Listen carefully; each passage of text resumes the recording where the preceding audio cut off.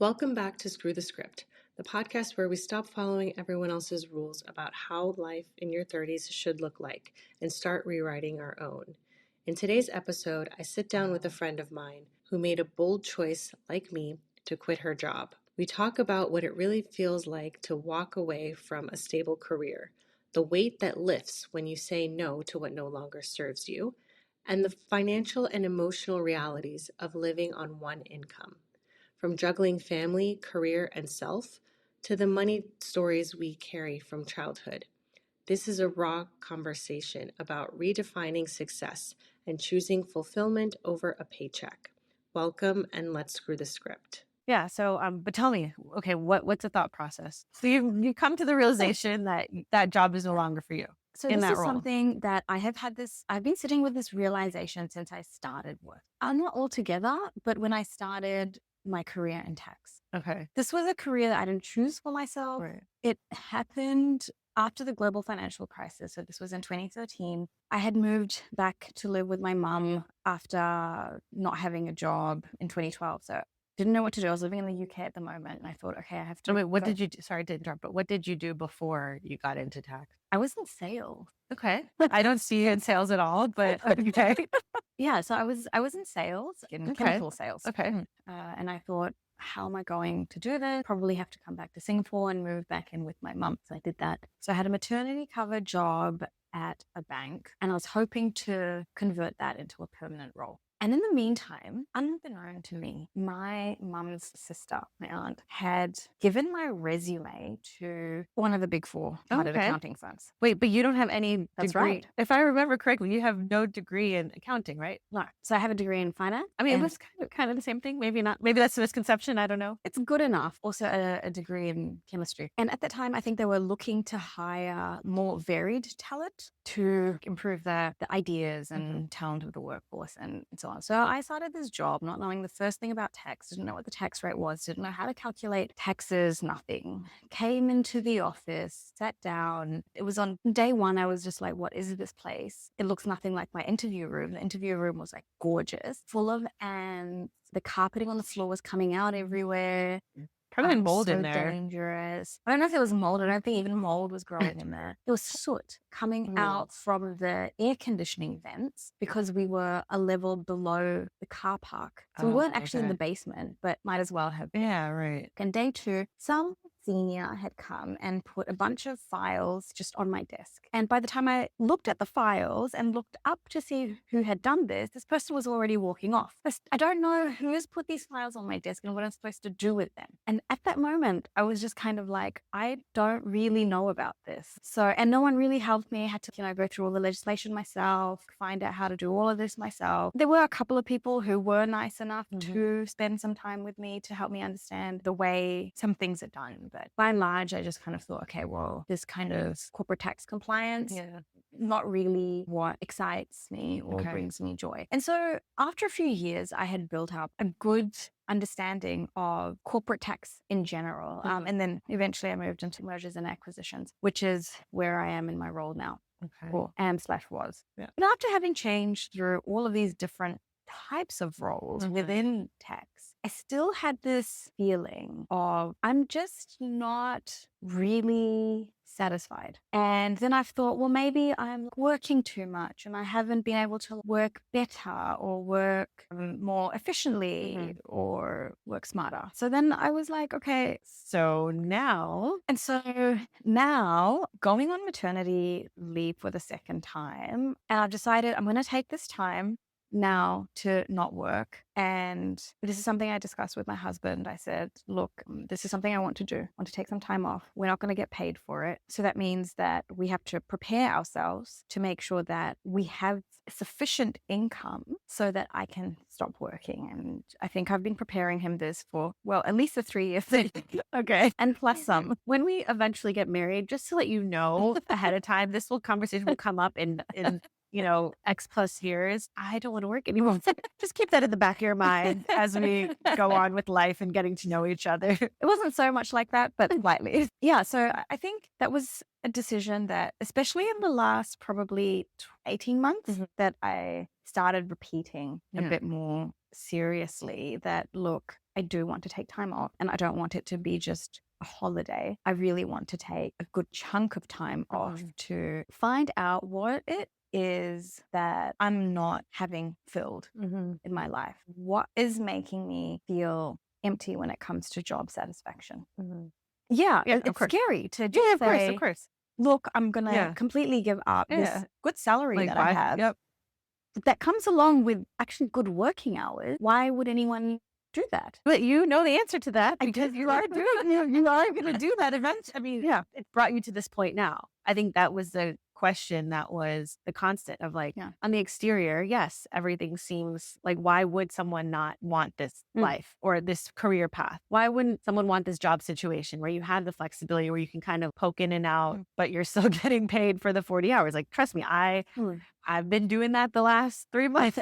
I've been taking a page out of your book on that. And I gave my notice April 1st, but I mean, I had decided well before that I wanted to leave. Actually, I made the decision 6 months ago that once I give my notice to the company, I'm not looking for another job. So we decided that, once we're moving countries, we're going to live off of my husband's income. I mean, we've ran the numbers, and for now, in my period of time where I've dedicated to not do a 9 to 5, and that's the thing. I think sometimes people, because even yesterday, a colleague of mine, he called me for some work question. And then at the end, he's like, so where are you going next? And he's asked me this before. And I said, nowhere. He couldn't comprehend, wait, how are you not going somewhere else? Yeah. And he's like, must be fortunate enough to be in this situation. And he's like, take time off. I don't see the problem in doing that. But for me, it's not necessarily taking time. You don't have an off day when you have kids. You don't have an off day when you have family. You can't say that's like the more on day. Exactly. And that to me, I had to remind him and check him a little bit of saying, I'm not taking time off. I'm just not doing a 9 to 5, but I'm doing X, Y, and Z. I still have a dissertation to complete. I'm pursuing this passion of a podcast. I have my 2 kids. We're moving countries, and I have to get the kids settled and our family structure settled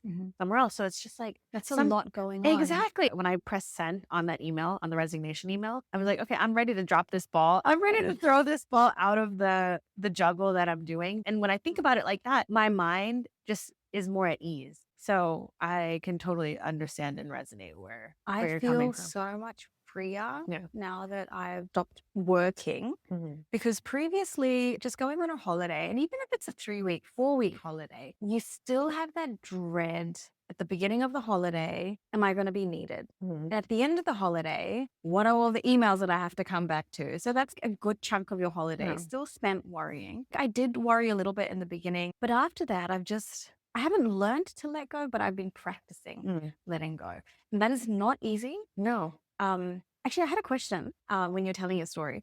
2 questions, actually. You mentioned that you're going to live off the whole family. Yeah, now family has to 4. live off. Family of 4. Going to have to live off your husband's salary. Yeah. We're in a new country where the benefits are different from in Germany, because we have to get health insurance because we started a business. I know we haven't talked in a while. So we started a business entity in Dubai, and that will allow for the visa situation and the kids to be have a dependent visa. So with that, then we have to get health insurance separately. So I'm doing all the research on that. Then nursery schools for the kids and how much that costs. And that you have to, a lot of times, and I don't know if you're familiar with this or know this, but in Dubai, you have to prepay. Like, a lot of things are prepayment. So you have the upfront investment cost. So a lot of what we're doing is that upfront investment cost, but that's something that we factored in. So I can talk a little bit about my background in this. My upbringing when it came to money was definitely not wealthy. That's quite at the opposite end of where we were. My mum was quite poor. They worked on a farm, or they had a farm. She had to go to the well to collect water. They didn't have running water. They didn't have a toilet in their house. They didn't have flooring. They would actually have to make their flooring with dried cow dung, had to walk to school barefoot. You just think, could I do this? Yeah, but if you were in that situation, you have no choice. Exactly. And she didn't know any my mom's same. So and so she also still tells me about these times where she remembers how the principal would call up all these kids up onto the stage and say, everyone in school look at these children. Their parents have not paid their school fees yet. And that would embarrass the kids Of to course. go home to say, can you please pay my school fees? And so my mom was in this situation. So she's Yeah, of come course. with that Yeah, sort of shame, trauma. embarrassment, being singled out for being different, Yeah. acknowledging that there is a difference. Yep. And coming from this mentality of lack of money. And so when she's interacted with me, probably unconsciously, there is that passing on of this message. Even though she worked very, very hard, like it gave her the motivation to work very, very hard to not be in that situation again. But that's later led to other issues. My dad, on the other hand, came from definitely a much more fortunate family background, but he's, let's say, extremely careful with money. Okay. In what sense? When my brother was born, my mum said that she wanted to buy a microwave that cost $60. Okay. So that she could heat milk rather than putting it on the pot. And my dad said, no, I don't want to spend that kind of money. And so then my mum's mum, my grandmother, said, okay, I'll buy it for you. And my dad, seeing that microwave, said, I've already said, no, we don't need the microwave. Went and returned it. And growing up, I remember getting my first pair of jeans. I was 8 years old. It was like the biggest thing ever. Yeah. I wore it to bed. I wore it to school the next morning. I lived in those jeans for a week until my mom said, that's really disgusting. Now you have to take them off. But I held on to them so tightly because I was like, oh my God, some clothes that actually were bought from a store, as opposed to my mom, my grandmother, other relatives in my family sewing clothes for us. Oh, okay. So was that your first memory of having that association with money or value or cost association? One of the first. Like, we never talked about money. Thinking back about the concept of like sewing and making your clothes, do you feel, knowing what you know now and that you're a mom and seeing the common sense of it, did you reconcile with that at all? Or did you still feel like... I didn't mind it. I didn't mind that most of my clothes were sewn. I thought most people probably have the same. I didn't really recognize or think that there was anything different about it. Of course, I never then had any negativity towards it. But I did know that we barely ever went shopping, and it was really cool. And, jeans were not something that my parents could ever sew or had ever sewn for me. So when I got my first pair of jeans, it was just such a big deal. But I also think now, being a mom, I still have that... trauma is not the word, that memory in my body and in my brain of, no, we have to stinge. I remember I was looking for this toy for my son, and I'd seen it on Amazon and it cost 11 euros. And then I was like, oh, I wonder if I can get it cheaper somewhere. And then I found Temu, and they had it for 2 euros something. But it took me probably 3 hours of research. I can understand that because I do that too. And I'm always thinking we can find it cheaper. Or like it's kind of like gamifying in a way because of our upbringing of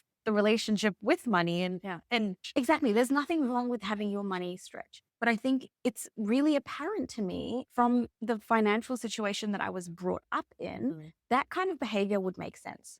Because from 11 euros down to 2 euros something, it's 8 euros we could have saved. 8 euros could have gone to beans, rice, something else. Meeting basic needs, which at that time we could not meet. Struggling to make ends meet. I mean, my mom my family at that time had me and my brother to look after, putting us in school, feeding us.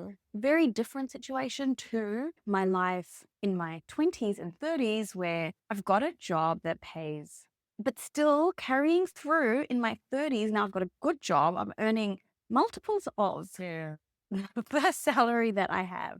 Still looking to save a couple of euros here and there. I'm same. As you were telling me that story, I was thinking it's crazy because like you're no longer in that situation, but you're just bound to it. I hate when I buy something full price. I hate it. Or buying something because it's on sale. I mean, I've definitely grown out of that mentally. So I no longer do that, but I think I had to take some time of working on myself, actually. You don't think that the two coincide? And I was actually talking to a friend of mine yesterday about this. She was telling me about her quasi friends that they live a lavish lifestyle, but they're always complaining that they don't have money. So it's that kind of story. But then I told her, I said, you know what? I think that the way that you relate to money, there's some work needed internally, which you wouldn't think that, but I really felt, for me personally, I was able to get out of those mental constraints of hating that I would buy something full price, or I'd wait and then I didn't get what I wanted. And then I would say, oh, well, it wasn't even meant for me anyway. Because So you would actually rather give up something that you wanted. Yeah.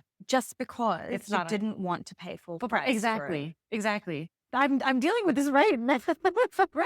There's a sunscreen, not a sunscreen, a vitamin C cream that I want to get before I leave for Dubai. I've been trying to find a deal on it because I know that if I wait to buy it in Dubai, it's going to be more and it's not going to probably be on sale. And this is a loop that I'm going. So you have the discount right now in front of you. Yeah, but I know that I can get it for less because I've gotten it for less than less. And this is inflation. I know, but still, like in my head, in girl math, I'm not going to do it. It's probably like your dad. He was like, it's a principle. We're not buying that microwave, even if we can get it as a gift, even if someone dropped it off in front of our door and we didn't have to spend a penny, he's going to return it because it's the principle. And I am so about that, even if the principle does not make any sense, but like, I'm not buying that serum. But now this becomes an ego thing. So it goes back to, I need to still do some inner work on breaking that mental chain that I have of my relationship in that aspect with money, making the decision to leave my job and have one less source of income. I had to go through a lot of conversations with myself, like looking at the numbers, thinking to myself, if we were to spend X amount per month as if we didn't have any constraints with money, that's where I had to go. What is the number that we could be fine with if that's the case? And I know people do the opposite. People are like, all right, let me scrounge. Like, how do I budget if they have to plan like for an emergency fund? They'll pick like the least amount that they can live off of and use that as their number to save. And I do it the opposite. And I had a conversation with my friend because she's quitting her job and she's pursuing her business, like a side hustle that now she's turning into a business. She has her emergency fund, her buffer. And I said, is your number based on of living within the means or like living as if, okay, she's not going to Tahiti, but like if she wants to go to Italy for the weekend or if she wants to buy some croissants or whatever. I mean, Hamburg is expensive. I think that makes a lot more sense. Sorry, just taking a step back. I really wanted to acknowledge what you've said about needing to work on yourself. When I started this journey in improving my finances, I was 31 or 32. And at that point, had no savings in my bank account. Zero. Yeah. Savings wise, zero. Like my bank balance might have been like $30 or something like that. It was nothing great because I always had this comfort of, I'm working, I'm getting an income. On your feet, And if I didn't have that, then I would just say, oh, Mom, I don't have money. Give me some money. And she would say, okay.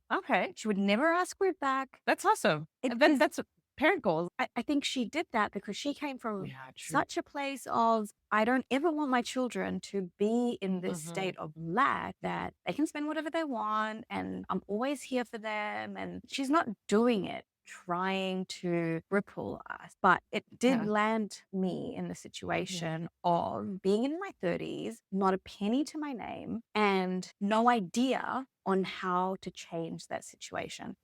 The first finance book that I read was Rich Dad, Poor Dad. I mean, that's a classic. That is a classic. If you want to start thinking about building some sort of financial plan or stability, that's always the first one. This book really changed my life. I wish there would be like an affiliate link for it. This book completely changed my mindset on money. And before this, I thought, I don't really have a problem with money. But why I started reading it in the first place was, went on this Tinder date and this guy who had his own, running his own business, and he was also in his early 30s back then, said, oh, this is a really good book. Why don't you read it? And if this advice had come from my aunt or my mom or my uncle or anyone else, I would have just rolled my eyes at them and continued in life. But because it came from this date, I was like, okay, fine, let me pick it up. It's, on some bookshelf collecting dust. Pages are like falling out already. They're pretty yellow. So I thought, okay, let's do it. I read it and I thought, wow, there was so much in there that I didn't even know. And these are practical things. These are not things about your mentality or yourself as a person. So that's where I started. But along the way, it made me look at what are the issues that I'm facing? Why can I not save? Why am I like this? Why are my spending habits like this? Right. What has brought me to make this irrational decision? And slowly, over a period of like just over 5 years, actually a bit more, I've started to go deeper into working on myself. And that has really significantly improved my relationship with money. And I think that itself has then given me the ability to say, I actually really need a break from working. And what I would like is not just to take a break, but actually to go into something else, not focusing on money being what's going to bring me happiness, but finding that happiness for myself and letting that money come to me through other good financial practices, not letting the cart lead the horse. Yeah. It's so funny because I didn't study something that would, like, I didn't study to be a doctor. I think growing up, especially in a West Indian or Caribbean culture, like, I mean, you know this too, like you're either going to be a doctor, lawyer, but like accountant, like someone that where they see that the career path equals money. And so I studied government and I thought I wanted to be a lawyer. And so I just knew that, okay, doing this profession, money will come. I assumed. I didn't understand. And this whole financial life outside of being a child when you leave your parent, I had no idea, especially in the US where going to school, going to college, getting a degree is so expensive. I just thought that after high school, you sign up to go to college and then you go and then things figure it out themselves, because money wasn't something that when I grew up was laid out to me explicitly, like interest, compounding interest, loans, and like any of that. I had no idea. A checkbook, like, because they had that back then, or like balancing a checkbook. Like I remember taking accounting classes and taking a finance class, but even in college, like I didn't know. But yeah, just like understanding what even a credit card, because in the US back then, they were just handing out credit cards like it's candy. And especially to kids, like 18-year-olds that are getting out of the parents' control in the household to go into college. And then you're just like, oh, I have this plastic card that maybe looks cool. It has some sort of like graphic image on it. Like you can put your name on, it's shiny, it's in silver, and then you just give the card and it's like, no, they come collecting and then it comes with interest and the interest rates are like 20, 30%. So I had no idea what this was. Thankfully, thank God, I didn't get myself into crazy amounts of debt that a lot of my friends, at least, or like people that I've heard have done that because they just don't know. I had no idea. And I had to learn quickly. And I learned not necessarily the hard way, but just like with that feeling of stress. And like, I felt sometimes like I was in a hole. Yeah. Like I didn't know how to get out of it, because it's like the amount of money that I owed for studying and getting an education was it amounted to over $150,000. Wow. And I was just thinking to myself, like, how am I going to get through this? Like, how am I going to get out of this? And I was in my late 20s, entering my 30s. And I remember one time, like my husband sometimes like mentions it. I remember seeing you on the floor crying because I was so overwhelmed with this debt. It is overwhelming. It is. And And Crystal, this is a student loan debt. Yeah, for your exactly. education. Right. This is not debt for giving in to consumer debt. Even for something like trying to improve yourself, you're made to feel this way with money. Could you imagine just the feeling of being in a situation with consumer debt? Yeah. I mean, because then what do you have after? Yes, I have my education. It's not tangible, but it allows me to have a future and to potentially make money off of that and be marketable. And it's an investment in yourself. Right. Yeah. And I think also with what your mom has taken on, not the burden, but she must have a lot of sense of responsibility for it. Even now. I mean, I'm sure that kind of stuff doesn't really go away, I wouldn't think. And especially if you don't do the work of therapy or whatever type of therapy that she would pursue. But even now, I mean, even if you were to say, and you wouldn't need to, hey, mom, can I borrow whatever? Like she would do that because she just carries this with her. Yes. Without having confirmed this with her, I think I can say with pretty good certainty, yes, she probably would. She wants to do that, but she understands where she came from and knowing that she never wants you to go through that. She never wants your brother to go through that. So she needs to be that person all the time that is gonna provide that so you never have to deal or never have to go through what she went through. Yeah. And looking at that, I'm like, I'm very fortunate to have my mom doing that for me. Fortunate in the sense of I've never then experienced sort of this stress in that sense of like, oh, where am I going to get the money from? But at the same time, it has also then taken away a valuable lesson of how do I manage money? So I came into my 30s, no idea how to manage money, no idea how to save, and because no one was ever talking to me about it, explaining why is it relevant or applicable in my life, or in real It's- life. in real life. At the most, it's relevant to a company. Yeah. But I never saw myself as a company or an entity or as a vehicle for making money, keeping money, anything associated with money. Right. So yeah, budget, didn't really know what that was. Definitely, my parents didn't budget. Somehow it just always worked out. And I thought that's just life. It just always works out. So if I didn't save, I couldn't invest. What Okay. did I know about investing, or what did I think I knew about investing? That you had to have a lot of money to invest. I think a lot of people still think that you need to have lots and lots of money. Or you need to be rich, or like that concept of like what rich is, like wealthy, that they do it. And I'm just like a normal, regular, schmegular person. Yeah. The other thing I think, which I hear so often, is if I invest, I could lose my money. Oh yeah. And It's a gamble. it's a gamble. Yeah. Or like, there's only crypto. And while those things are not untrue, that's not the majority of the stock market. These are stories that get popularized because it's what doesn't happen often. So yeah, it was a long journey to get to where I am, but not so long that you can't do it. It felt long to me because I think I've changed a lot in this time. So I started in 2018, and then 2025 finally managed to have the courage to just be like, okay, no, this is going to be the year that I'm going to focus on myself. I'm going to focus on doing what is going to make me happy. And I've spent some time sorting my finances out in the last 5 years. And now I'm going to focus on going deeper into that. You mentioned that there was a lot of misconceptions when it comes to money and gaining money and growing money and keeping money and saving money and investing money. Why do you think, and it's particular to women, I feel, why do you think there's that hesitation in getting a better understanding and a deeper understanding of growing your money? But what I think is that most women, I mean, it wasn't until what was it, like the 40s or 50s that women really started joining the workforce. Before that, like money was just seen as the man's role to provide. And so up until then, most women were probably getting an allowance of some sort. If that information, which would have come from either our parents, grandparents, maybe great grandparents for some of us, it's then been passed on to their children and their children and their children.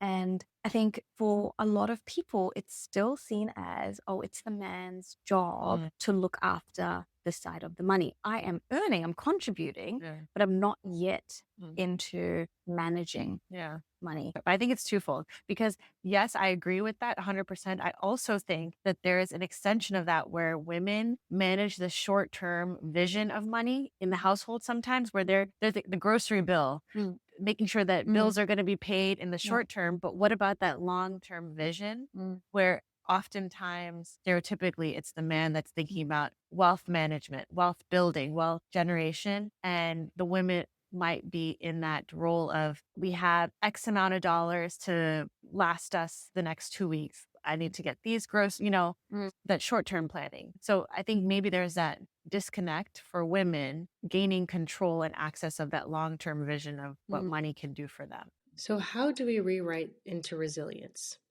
If you're thinking about leaving a job or you're in a season of transition, here are a few takeaways. Quitting doesn't mean failing. Sometimes the bravest move is choosing your well-being over a paycheck. Plan with intention. Whether it's childcare, insurance, or budgeting, preparation gives you freedom on the other side. Question your money story. What did you learn about money growing up? And does that belief still serve you today? Like that meta executive said, we can't juggle it all. Trade out balls when you need to, instead of adding more. Resilience isn't about holding everything together. It's about knowing what to let go of, what to carry, and what to rewrite. That's a wrap on part 1 of this conversation. I hope it gave you permission to question the scripts you've been handed, especially around money, work, and what success looks like. If this episode resonated with you, please take a moment to like, comment, and subscribe. It really helps more women find these conversations and join our community. And if you know someone who's thinking about quitting, changing careers, or reworking their relationship with money, share this episode with them. Don't forget to follow the podcast so you don't miss part 2, where we go even deeper into money myths and rewriting our relationship with wealth. You can always connect with me directly via email at 𝗧𝗜𝗓𝗏𝗡@gmail.com or find me on Instagram or TikTok at 𝗧𝗜𝗓𝗏𝗏𝗡. Until next time, keep rewriting your story.